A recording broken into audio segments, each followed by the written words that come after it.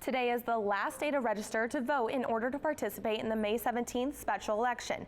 The special election features propositions about education funding and changes to retirement plans for public safety employees.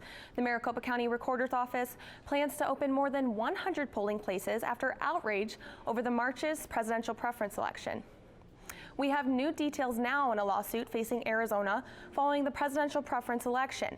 Cronkite News reporter Audrey Weil explains the goals of the suit and the state's plans for future elections. Democrats nationally and locally are joining forces in a suit that hopes to change how polling places are chosen and ballots are counted. What started as long lines at the polls soon after turned into protests. This is a travesty. And now, a lawsuit.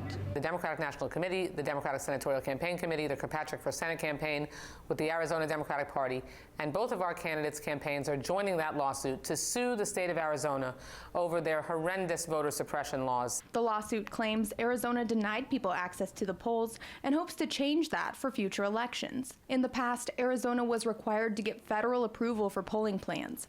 That changed in a 2013 Supreme Court ruling. And now the lawsuit seeks to bring back some of that oversight. It asks the U.S. District Court in Phoenix to review proposed polling locations before the general election.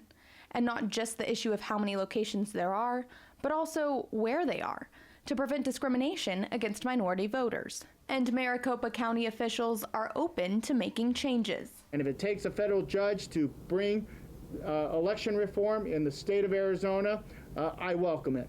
We need monumental changes to our election laws. I welcome the lawsuit. As far as the rest of this year goes, the Maricopa County Recorder's Office says it will have 116 polling places for the special election in May, nearly double the amount available for the presidential preference election back in March. And 724 polling places are planned for the general election in November. That's one polling place per precinct.